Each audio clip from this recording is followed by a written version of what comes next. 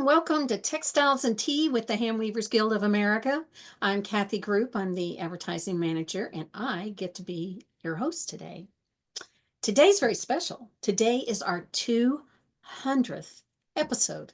I can't believe that. It's just amazing how many episodes we've had, how many artists we've seen. So we're excited today. I thought about wearing a tiara or something, but I thought that would be a bit much.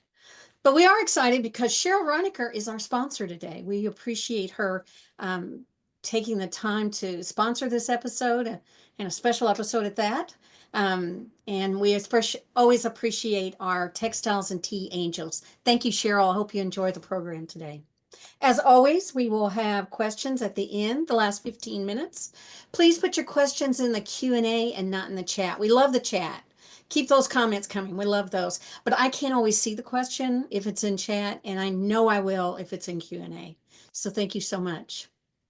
Today we have Alex Friedman. We're excited to have Alex. She was working as a model builder in an architectural firm in Cambridge, Massachusetts, when she took an evening class and became instantly fascinated with the many possibilities of woven textiles. This led her to a job in New York City, weaving shaped tapestries for the bulkhead of a fleet of Pan American 747 jumbo jets. Isn't that amazing?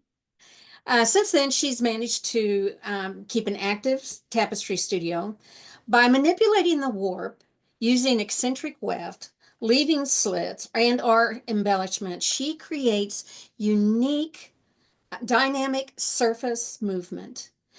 She's participated in soloed and juried exhibits in the U.S. and abroad, including the Textile Symposium in St. Petersburg, Russia.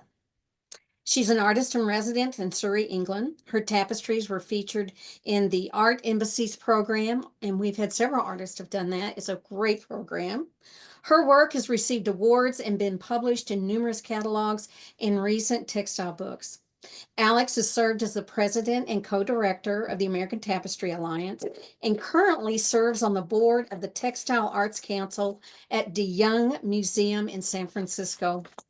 Hi, Alex. Hi there. How are you? Good. Welcome. Congratulations on your 200th episode. It's really quite an accomplishment. Well, we're excited that you're here for our 200th. This is perfect. Well, thank you. And I wanted to thank HGA, and I also wanted to thank Cheryl Roniker for sponsoring me. I've heard her name, but I don't actually know her, so it'll be fun to catch up. All right. So the most important question, of course, is what is your favorite tea? Well, I like lots of teas, but I do like Lapsang Souchong. Oh, really? Kind of a smoky tea, but it's very good. Oh, good. So we talked some in your opening about how you got started. Can you elaborate on how you got started in fiber? Well, it might go back to sewing lavender sachets when I was little. We had lots of lavender in my parents' garden, and we used to collect all that and then make sachets and give it to all the aunts and grandparents and whatever.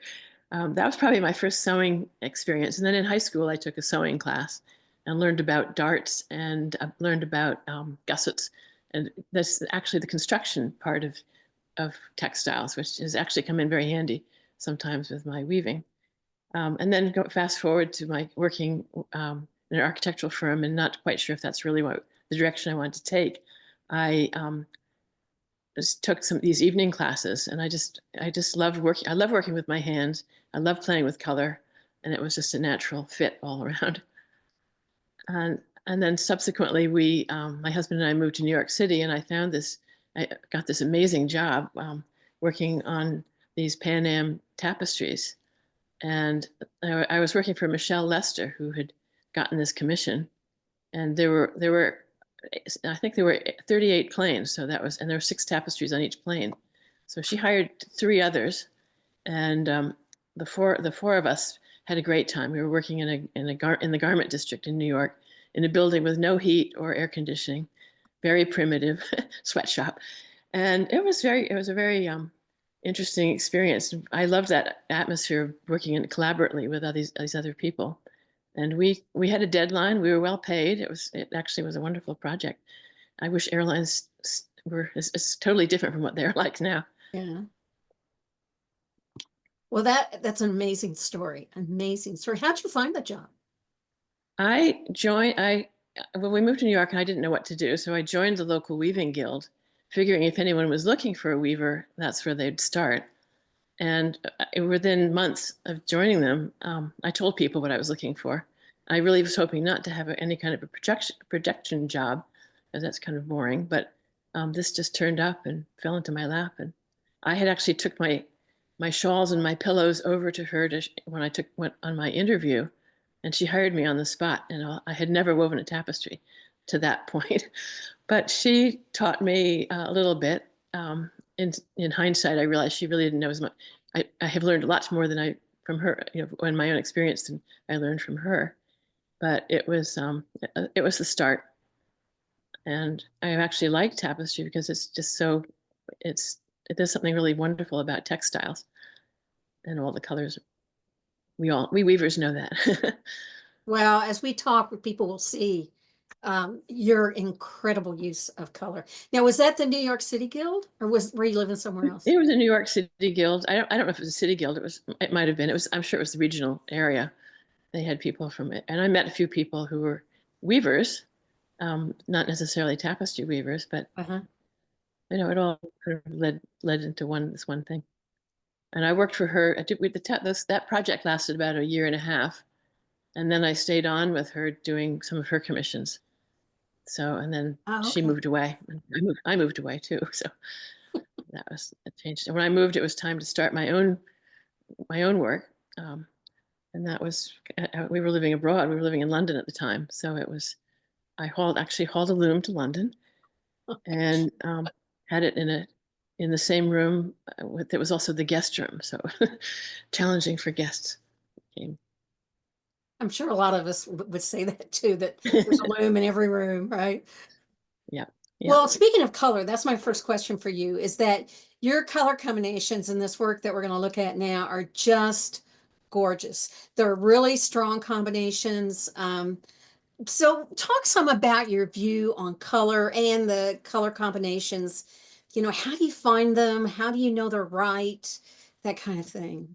Well, a lot of it is just, I think, years of. I mean, I've been making art since could hold a pencil, so it's been a many years of experience and developing an eye for things, and I think it just I can't explain it very easily because it's sort of there before I even know how to explain it.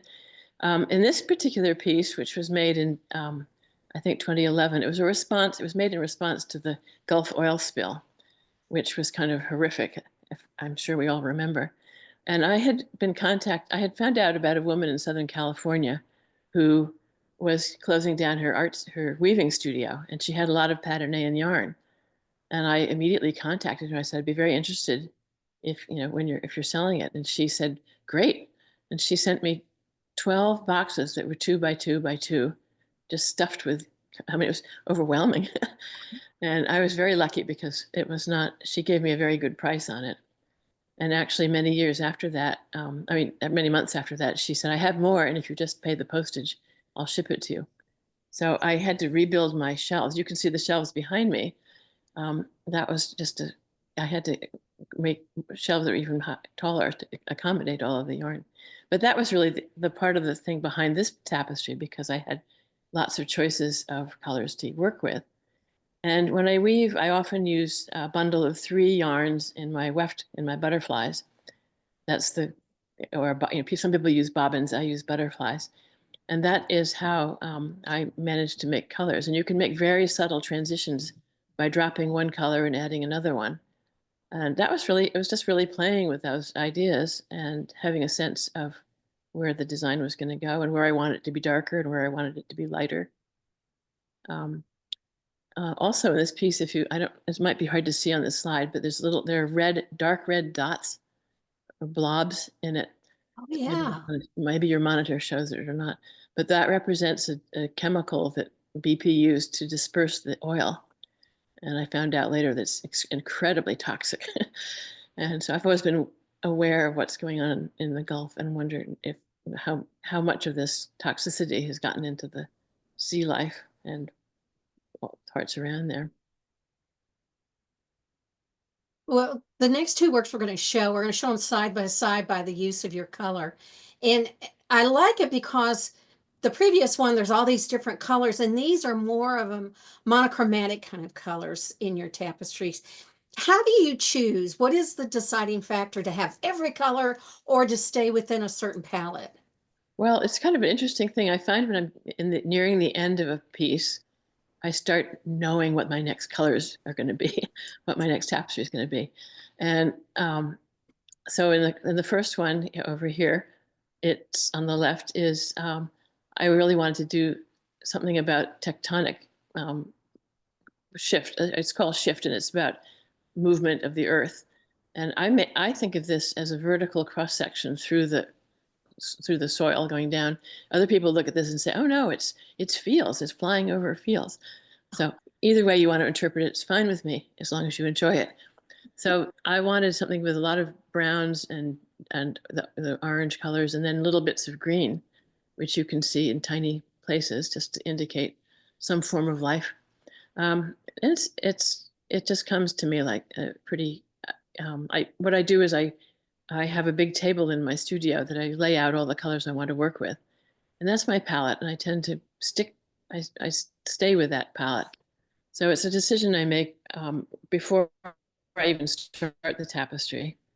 And I might throw in a little bit of extra of this or that, but mostly it's these colors. And in the piece on the right, which is called Seafoam, it's called, no, it's not. It's called, what is it called? This is wave reaction. This was, I love the idea of the Argyle triangles, and then the stripes. A friend of mine calls me the stripe lady, so I guess I have to do stripes. And I had a yarn. I don't know. Maybe you can, if you can zoom in on the lower part. There's the strands that hang down, representing to me the way the foam of the ocean kind of plays around. It moves. If you had wind blowing on this tapestry, the surface would be moving. But it now lives in this tapestry now lives in Nantucket, so it has a good home near the ocean. It And does. also in this It went piece, home, I was didn't just it? yeah. Also, I was just going to mention this is a piece I used. I left a lot of slits, and you can see places where I didn't connect the two sets of colors, and there are actual long slits between them. So that's something that's one of my elements of my weaving that you'll see going forward. Well, do you dye to get the colors that you want? Do you do your own dyeing? Well, I have a huge selection of colors, so I don't necessarily, but I have in the past used, it's often in the green area that I can't find the color that I want. And it's kind of amazing that you can keep thinking of colors that are not actually manufactured. Um, so I do some dyeing, and then there's other pieces where I've had to dye to get the effect that I want. Um, I've done a lot of space dyeing, so I get stripes in my weaving. Oh, And okay. um, if you were to go back to the Dreaming in Green, that one in the earlier one, you'll see I just dyed. I did space dyed it so the colors came up white and blue. The one even in the I think it was the fifth slide that you have. This one, the area, no, going forward, right in there, you'll see lots of little stripes within the middle area, and those are made by it's one strand, I think three strands of color that are dyed blue and white. So when you weave it, it comes up as stripes automatically. Kind of a handy little tool. But I dye occasionally, but not all the time. Just when I need to. Well, this next Okay. piece is going to show more of the slits that you talked about. It's actually a three-dimensional piece. So would you share with us how you began doing the three-dimensional addition to your work? Yeah, these were, having had a little bit of architectural background, I think I've always been interested in the sculptural parts. And textiles is actually, I mean, we think of it mostly as clothing and sheets and towels and that sort of thing, but there's a lot of possibilities with another dimension. And I did a whole series of these in about 2000, playing with uh, where basically you weave unwoven air, leave a lot of unwoven areas, and then you have to slide the weaving along the warps to fill it back in. And in this case, these 6 pieces were extended out, and the yarn, when you pull it all together, you get these little twists, and it's kind of fun. These were actually attempts to make, they were small maquettes in order to do a much bigger piece. But I realized in the larger scale, they probably would, the weight would be different, and it would sag, and it wouldn't look the way I like it. So I never followed through on making that a larger um, edition of that. But they're kind of fun to play with. What is the size of this piece? This is 9 by 9 inches. Oh, wow. Okay. Okay. So, and it's fun. It's fun. I like working around a really large scale, but I can do a lot of experimenting on the small scale. It's I interesting call these my because flip series. your small scales, even though you're experimenting, they stand alone also. I mean, this Yeah, piece is yeah, beautiful. yeah. And this is also, well, I was going to say, this is woven with silk, raw silk, and then polyester. So that's the shiny part. So I like working with different surfaces. The flipping parts are sometimes they're wool, sometimes they're polyester, like a cotton embroidery floss. So the reds, the pinks, that's the warp. That's that's the warp. Oh, okay. It's woven. And then the weft was the raw silk. The the weft and the rest of it is a raw silk. Yeah. Oh, it's just beautiful. And I do love the contrast. That's a nice way of combining the materials. Well, the next piece is called World in Tatters. And Mm-hmm. it's very kind of three-dimensional, and you've really done a lot with the texture. So would you start off and just kind of talk about the meaning of the work? And then we got off to the right, a detail. If you could talk some more about that too. Yeah. This is a piece that sort of occurred to me. It's it's a it's called World in Tatters, and part of the idea of this is it seems with all the environmental and political, social world, there's a lot of things that are not exactly the way we want them. So this is kind of a response to that. Mm-hmm. And the bottom part, you'll see there actually are long ribbons of weaving that are not necessarily attached. As they shift over, they do become attached. So it does hang together. And then I had the so these are all made with silk and wool. And then the little on the right, you'll see little details. The blue area is made with strips of cheesecloth or gauze that I dyed blue, and then just wove them in to indicate. We associate gauze with healing, and so these are little band-aids to begin to hold the world together. And then in my earlier work, did really very realistic tapestries. And I went back and used that technique to hold this rope that holds the thing to get everything together. And playing again with shadows, which is the key to making something look realistic. Um, and there's also some sumac in there below on the lower level of below the last blue band-aid is a piece of sumac. So I like incorporating different weaving techniques just to make it different. And people often ask me, you'll see a hand at the very bottom, and Mm-hmm. people ask me about that. And I use the hand as my signature. And that goes back to working in a studio in Connecticut, in Hartford, Connecticut, where lots of people would come to my studio and say, "Oh, my grandparents used to weave," and I was kind of puzzled by that comment.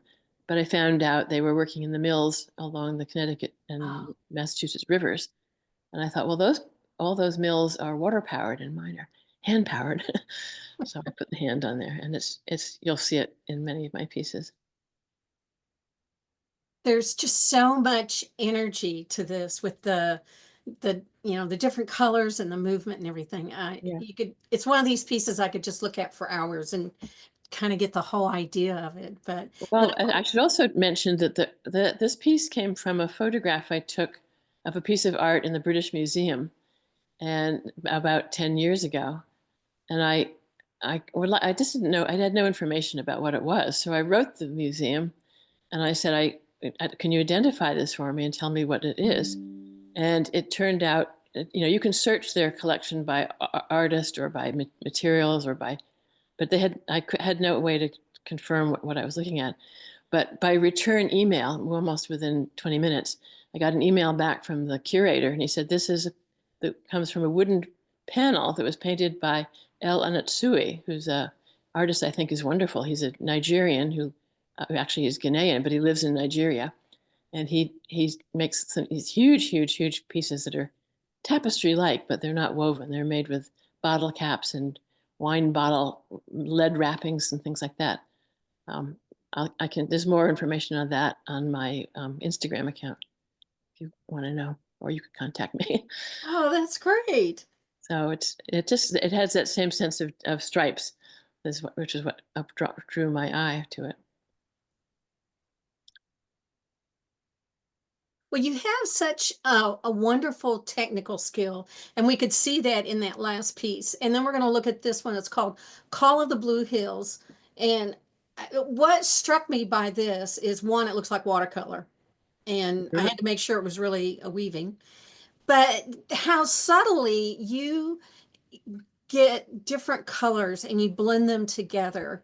And I'm sure people go, oh, that's so easy, but it's not. And even in the background, it makes it look like there's, I don't know, sand hills or paper or whatever. But you keep showing that texture just by the changing of the shades. So would you talk some about this piece? Yeah, this piece was just sort of a bit of a one-off because I don't usually do this kind of coloration, but I've always loved watercolors, and I love the way the pigment collects usually along the edges of the wet area, and that was something I wanted to capture in this. So um, it was fun to weave just because I had to kind of keep this one area on the left with all the different greens, and then the area above that with the different yellows and ochres, and mixing it up a little bit. And generally the plan was to get lighter and lighter as I got to the very top of it. Oh. So it was, again, blending yarns, blending the colors, and just playing with that. And it's been, it was a wonderful piece to do. And um, it's Now, still how in, big is this piece? this is, I don't have the exact numbers, but Oh, it's just about close. 48 inches high Wow. and maybe 35 across. Wow. Well, And it's just beautifully done. I just love this piece. It's so gorgeous. Thank you thank for you. sharing with us. So do you use a lot of combining, because you said you usually use three in your Yes, weft? yeah, I generally weave at 8 ends to the inch Okay. in something this size. That's the warp setting.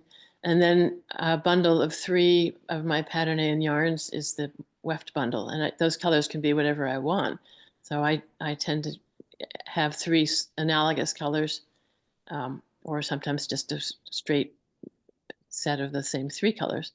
But it's a wonderful way to play with the colors. And tapestry is great because you can drop a color in the middle of anywhere and start a new color. So you have a lot of flexibility in terms of where the colors go. And So I was curious, how did you learn this? I mean, was this just trial and error? You took workshops? Because I'm sure that you didn't just start doing this well, I beautifully think it was delicate going right back out to of the box. going back to the Macondo the oil spill Macondo tapestry. Uh-huh. That was where because I had so many colors to choose from when I got that new supply of yarn. I really played with that, and it it's to me it's kind of a natural thing. You want it to be a little bit darker or a little bit redder. You just add a color, um, and you might remove a color that you don't need. So the weft bundle is consistently 3 ends in each bundle. So the textile doesn't get distorted by having thicker areas and thinner areas of the weft. But it's just a very I would say it's always very satisfying when it comes out right. So Um, um, this next work we're going to look at is there's two that we're going to do them side by side.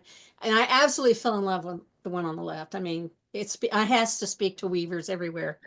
But this is called the Matrix, and it's just a bold design. And it just jumps right out to you. And then off to the right, I wanted to compare it to, because this is Blue Meditation on the right, and they're just so different and so both beautifully done.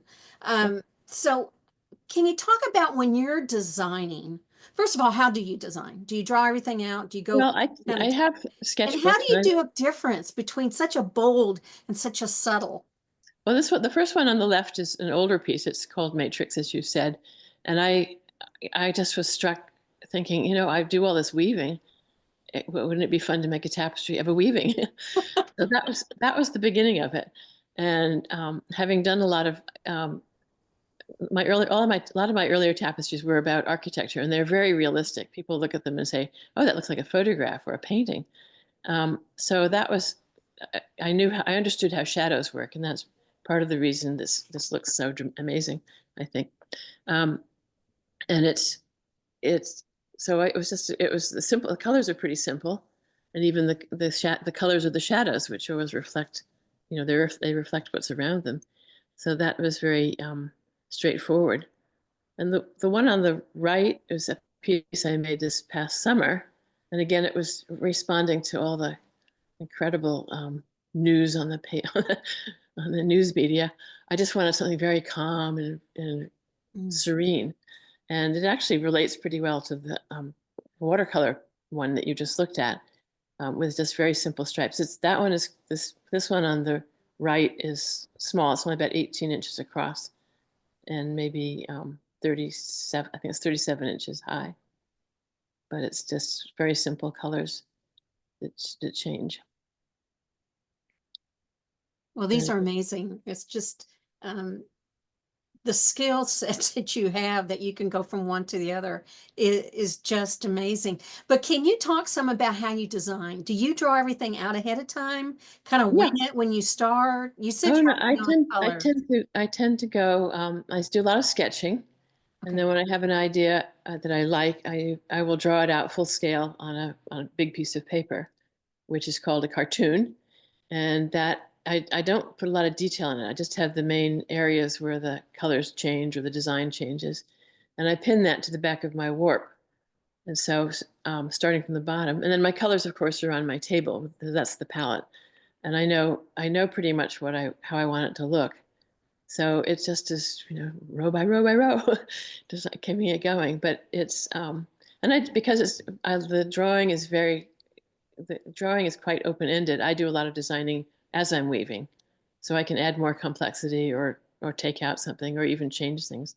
And with the cartoon, I might put a new color in at one point, and then I make a note further along the cartoon to say, don't forget to add a little more red up here, just to kind of tie it together.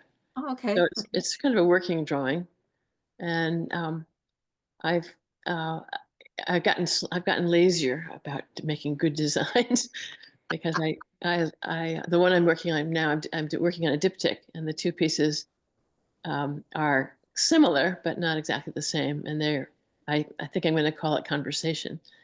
You can if you go to my Instagram page, you'll see it in progress. Anyway, that's a good it's a good source for working things, and I do keep my cartoons, but I've never actually had to reuse one, so it's a reference, really. Oh, okay. Okay.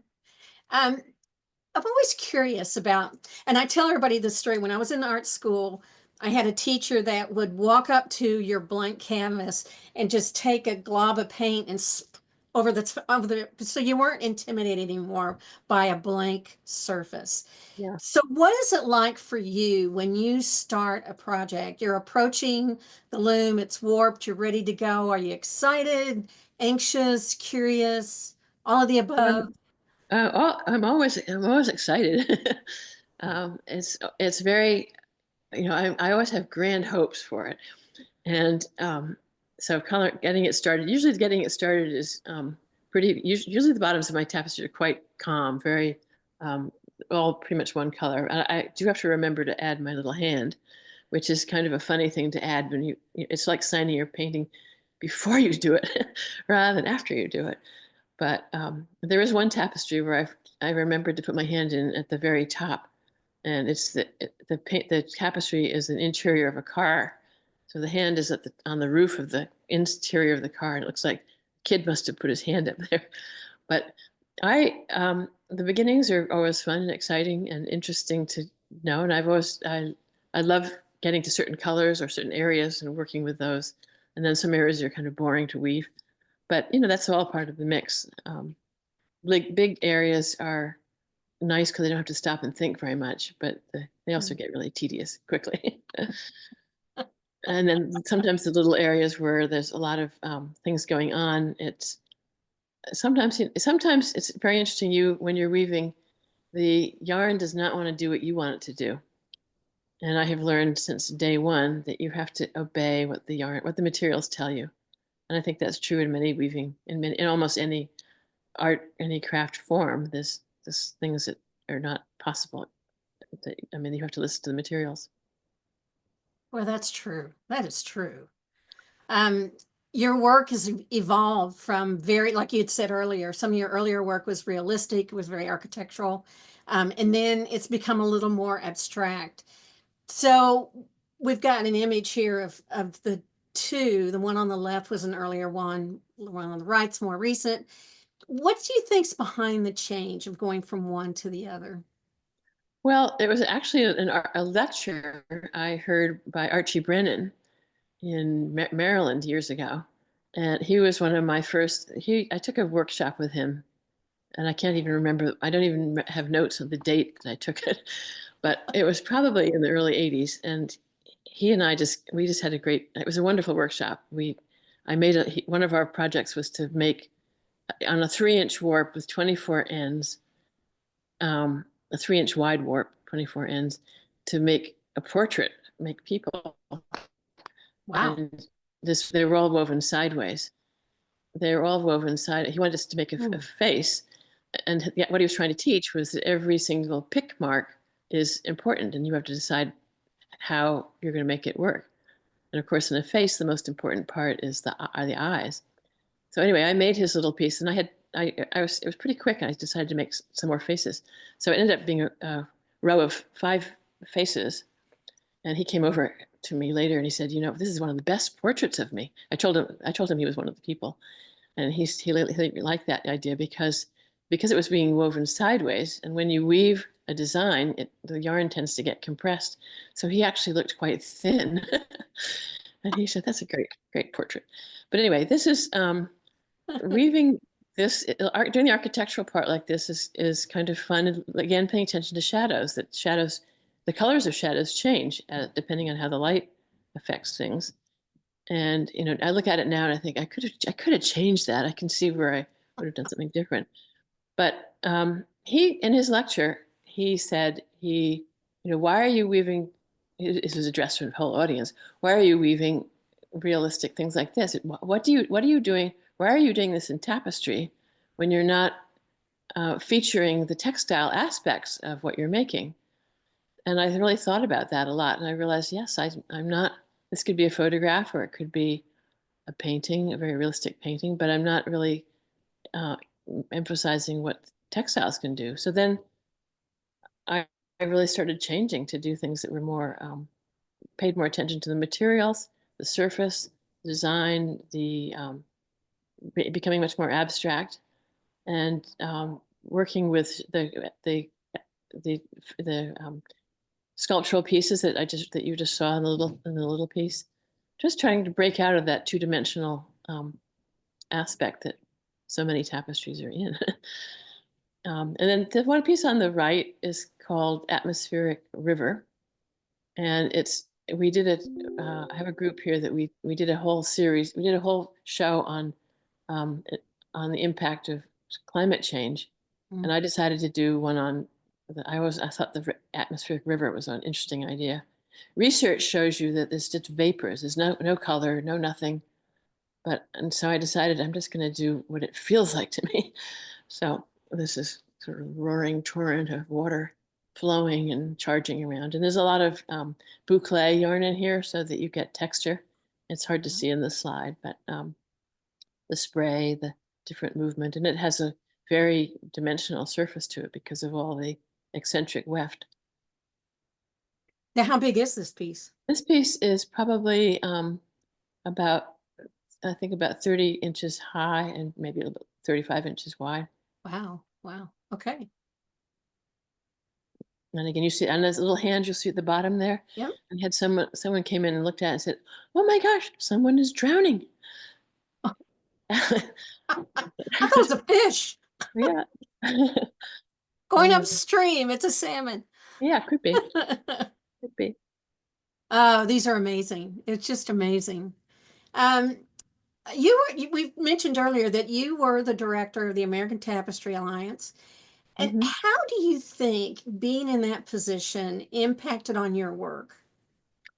I don't think it changed it that much because I was living in London at the time, and the Oh, advantage really? at that time, it was nice because I could get all the questions, and then I had about 5 hours because of the time, the time zones, to think about answers before I responded.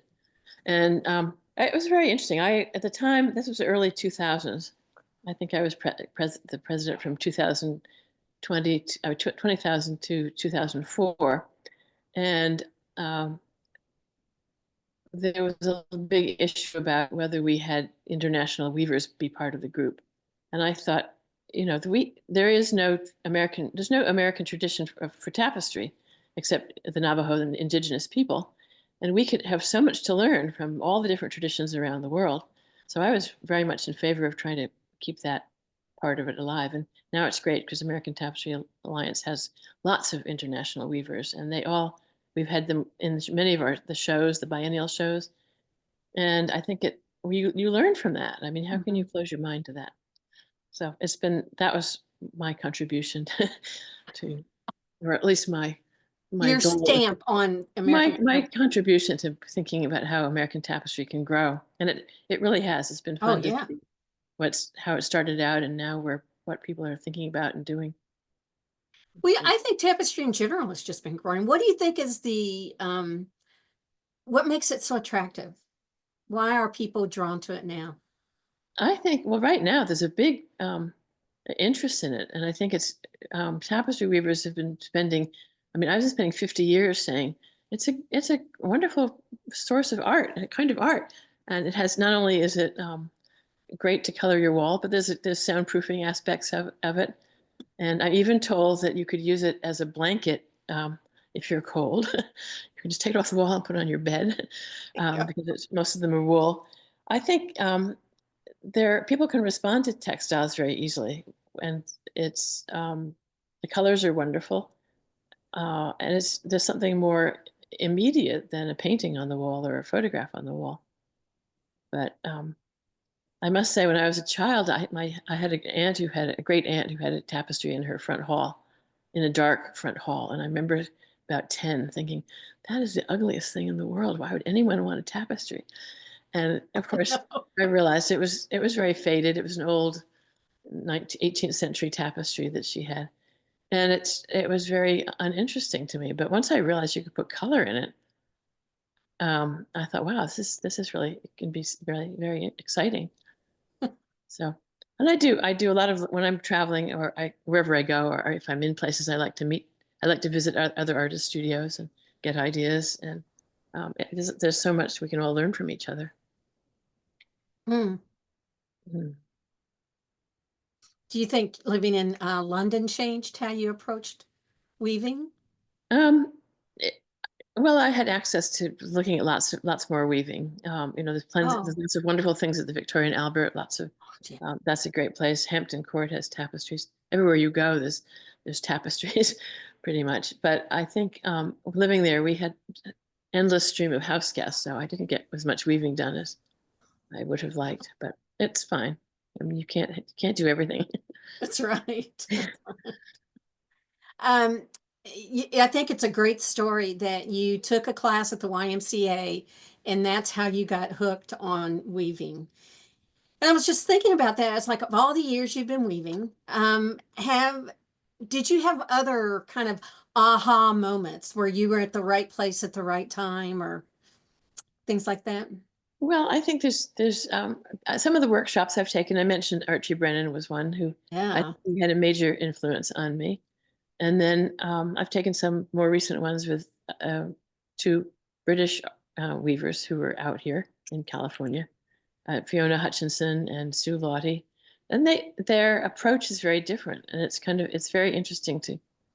I mean, I'm not copying them, but I have absorbed some of their ideas and hope to do some more with that.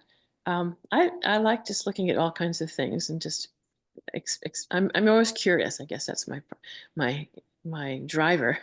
I just like to find out how things work and why some things can be better and some things don't really work out the way I hope. But mostly when something's not that great, I can find a way to make it better. I've only unwoven one tapestry that I made years and years ago that I found one of the colors I put in was just wrong, and I couldn't look at it without. So I unwove that section of it and had to needle weave a new color in. And of course, when you needle weave in, you can't get the exact compression that you would have if it were done originally. But it Mhm. does. It solved my problem. I could look at it. Yeah. I think that's reassuring to all of us because it's Yeah, like, yeah, all yeah. And right, if she had to take something out, then it's okay if I do it. yeah, but actually, one of my best lessons was when I started working for Michelle Lester on the Pan Am tapestries. As I said, I had never woven a tapestry before, so she set me down the first day and said, "All right, here's what I want you to weave." And she gave me a sketch that was just a lot of lines, a lot of colors, parallel lines, like uh, and she laid out all the colors, mostly greens. And she said, "Start at this color," and she had lined up all the colors in the order that she wanted me to put them in. And after the end of the first day, I'd woven about 5 inches. She came by and she said, "You know, you'll have to take that all out. It's not right." And I was horrified, mortified, whatever. But that was the best lesson because she said, "What's happening is you're weaving it, the tension is wrong, and you're weaving it, the edges are coming in, and your Oh, tapestry 12 inches later would be narrower than the base." So that was a horrendous lesson, but it's been a great one over the years because I never, when I weave, I tend to pay a lot of attention to the edges and try never to move the outside warp ends out of their line. okay. So enjoy your mistakes. They are good. They'll make life better for you later, right? Yeah. So what's next for you? Well, working on it. I'm working. I was like I apply to a lot of shows, so I tend to sort of be thinking what I could put in the show or what I could make for a show, and that keeps me going a lot. And then I have just as I say, I still have a big stash of yarn that's left over, so it's I mean, what am I going to do next? And I often think of I have a lot of purples, and I think I've got to do something in purple. So it's kind of percolates in the back of my mind. And when I'm finished with a new piece, when I finish a piece, I tend to think, okay, now big decision time. What am I going to do? But That's wonderful. it's good. I just really I'm in a big building with a lot of other artists, so it's fun to it's really wonderful to have that kind of support. And they're all Yeah. painters mostly and I photographers, bet. but it's a great community of people who are promoting stuff. And we do a big open studio which brings people in. So I wanted to say if anybody wants to come visit me, I'm more than welcome When's to your open studio? when the open studio is the first weekend of December, Oh, okay. and it's coming up right after Thanksgiving. And we usually get 2 or 3 or 400 people in the building just over three All days right. over 3 days. So Wow. There you go, and folks. Put it on people the calendar. I share my studio with the basket maker. So we get lots of people because we're so unusual in the building. Lots of people like to visit. And where is the building? It's in Sausalito, just north of San Francisco. Oh, okay. You can take a ferry from San Francisco if that's if you don't want to drive a car, you can get a ferry to the central Sausalito, and then we're about a mile up the road. But if you give me a warning, I can come and get you. Oh, that's nice of you. not There you not an go, open folks. studio, That but you sounds can. like a great thing in the Yeah, first if of anybody wants to December. visit, just let me know, and I'm more than happy to share my thoughts in my studio. Um, All right. fun to visit. Well, you have a lot of followers because we got a lot of questions. Let's see if we can get some of them, okay? Okay. I think some of them you've already answered as we've gone along, but let's check in. I've tried to ask about size because everybody asked about size. So hopefully we got some of those. Somebody want to know about your hand signal. I mean, your hand symbol, and you've done that. You told us all about that. Um, okay, somebody's talking about, this is from Meg Wilson. She's talking about the oil. So the oil spill. Yeah. Yeah. She said your blue piece would be a great symbol of the natural cleanup. Somebody else Oh, commented that the fish still takes like the toxic chemicals they did. yeah. Um, this is from Jean Clark. Hi, Jean. In the tectonic plates piece, is the warp vertical or horizontal in the photograph? That's the warp was vertical.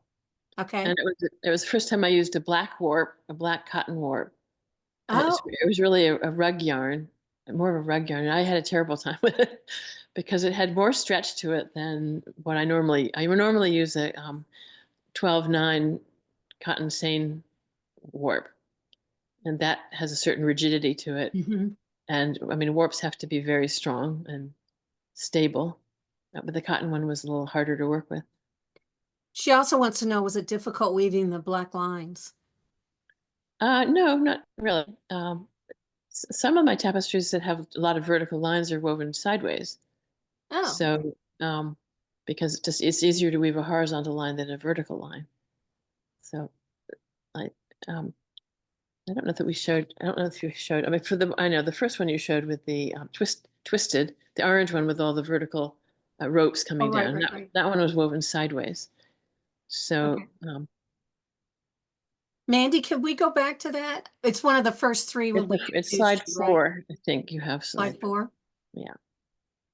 Well, we'll keep doing questions and see if Mandy can pull that up. It's not always easy to pull these up. Yeah. Oh, I was curious about this too. What kind of loom do you weave on? I have 2 looms. I have a Glamacra, a 60-inch Glamacra loom, which I bought when my daughter went off to kindergarten. And she said, "She go to kindergarten. I'm going to get a nice loom," and I've used that a lot. As a very it's traveled a lot in my many places that I've been, and it's designed as a rug loom, so it's strong and it can take a lot of tension on it.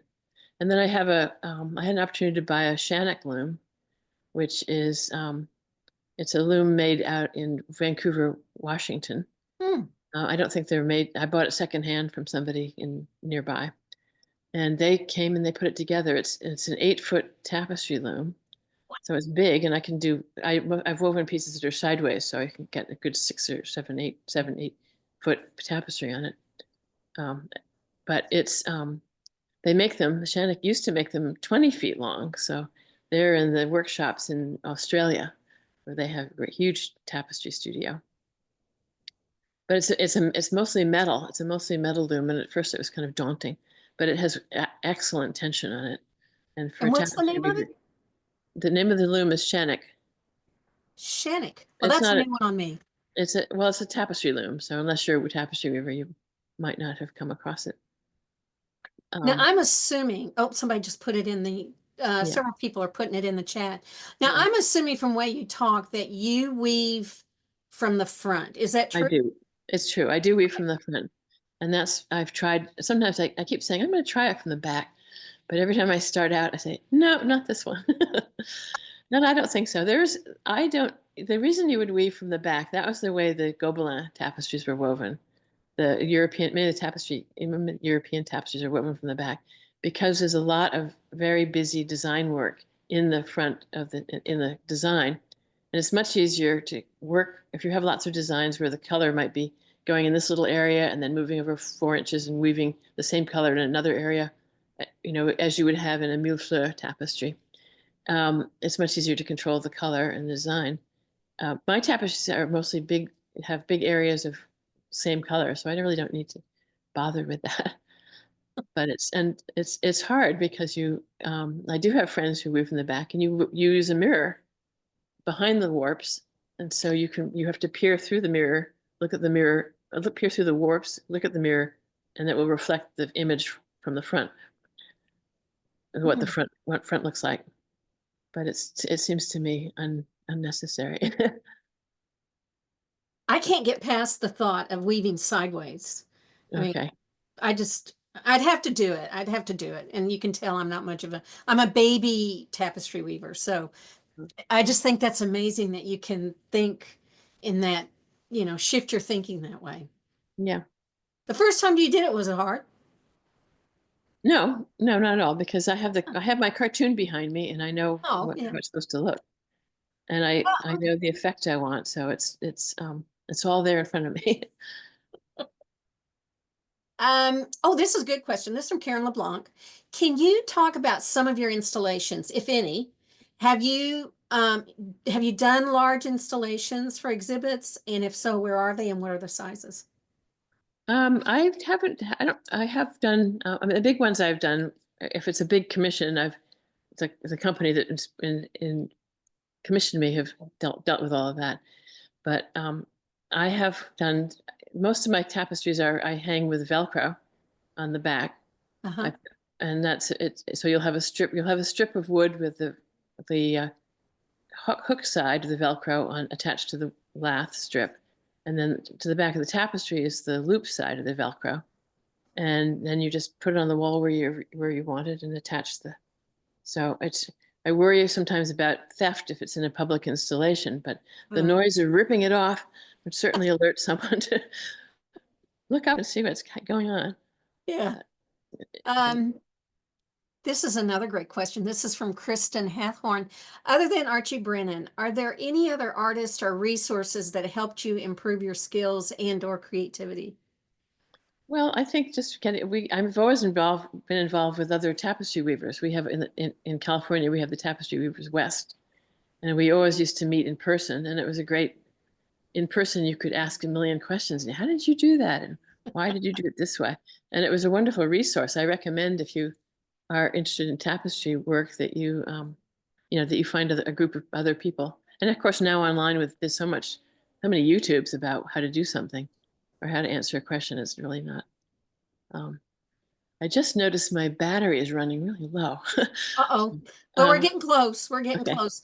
We have another question from Jean Clark. Jean's a tapestry weaver, so she's got all these Right. good tapestry questions here. Um, is there a trick to weaving the long black lines eccentrically to minimize what the change of set has on the integrity of the piece? No, usually the warp if I do I might if I'm doing a black line, I usually do both directions, a full pass, so it doesn't affect the second color above it. Does that make sense? So Jean, does that make sense? I hope so. Jean probably understands it. I don't get it, but Jean yeah, knows. yeah. Now, if you're doing it when the line gets to be vertical in that kind of situation, it's much trickier because you have to either interlock the black line on both sides, or sometimes I just wrap it and then I might sew it up after I take it off Oh, the loom. oh, okay. I All can right. leave slits. Slits are okay, but it's easier if you. I mean, it's easier to. Sometimes I don't like doing a lot of fussy interlocking, so I will just deal with it after I take it off the loom. Oh, and you can use sewing thread to kind of make it look right in the end. Well, this is a good segue into the next question. Somebody wants to know, how do you finish your pieces? Small versus large. Um, they are very often when I start with a hem, I weave a hem in the very beginning, and that will Oh, okay. allow me to I'll do a hem and then I'll weave 2 rows or 4 rows of sumac, and the sumac becomes the bending point where the hem is the edge of the tapestry. So there's a hem on the bottom, which actually adds weight, which helps it hang better. And at the top, the same thing. I have an extra hem that goes across the top to which I sew the Velcro strip for hanging. So the tapestries usually hang out from the wall a little bit. Mhm. And if some of them that have a lot of dimension, I like to hang even more out. So it just means the wood lath strip on which the hook Velcro is on is thicker. The tapestry will hang out further. But And it's all part of the design. it's the same whether it's a large or small one. Well, the really small ones, the 9-inch ones, I tend to mount I put them on a frame, a covered Oh, okay. frame, loom frame, um, wooden frame, and I cover that with a backing cloth, and then I sew the tapestry to that. Okay. There's little tapestries on the wall begin to look like dish rags, and that's not so nice. I can't hardly think of your work as dish rags, I'll tell you that. You have been wonderful today. Thank you so much. There's so many comments here on the chat. Everybody is just so excited about this program today. So thank you so much. Thank you for celebrating our 200th. What a perfect day. We Good. Well, appreciate it. good. I encourage you all to go to see Alex Instagram. She has beautiful images there. She also has a website, and you can learn more. And if you are in her area, December 1st or first weekend in December, I would go to that open house. I wish I lived out there. I'll be. Alex, thank you so much for Oh, being here well, today. it's my pleasure. It was lots of fun. Thank you very much. You are welcome. Good. Thank you. We want to thank our sponsor, I will Cheryl, say. Cheryl Reinicken. Thank you so much. I hope you enjoyed today. It was a wonderful show. We really appreciate you doing that. Again, she's one of our Textiles and Tea Angels. And if you would like to sponsor an episode, your business, your guild, you, a group of people, please feel free to contact us. You can either go online and just purchase the date that you want. If you have questions, call the office. We'll be glad to help you out any way we can. So thank you all so much. Thank you, Cheryl. We appreciate it. Hope you enjoyed it today. We want to thank everyone who has helped us celebrate our 200th episode. We had 34 people that donated money, but we're not quite to our goal yet, and you can still donate. And it doesn't matter if it's $10, $200, whatever. But we would like to get to our goal of 200 donations and to raise money to keep Textiles and Tea on the air. We appreciate that. We've had so many wonderful people come on. Today was a great example. We love hearing about the artists and their work and learn more. It's just been wonderful. So let's keep Textiles Tea going. We appreciate your donations. You can go online and donate. You can call and we're glad to help you with that also. So thank you. As you can see, the names are scrolling through there to our 34 people who donated to help sponsor the 200th episode of Textiles and Tea. We appreciate it. If you've missed, I want to thank everybody who's joined and donated also. Those donations go toward programming, such as Textiles and Tea, Careers in Textiles, Spinning and Weaving Week.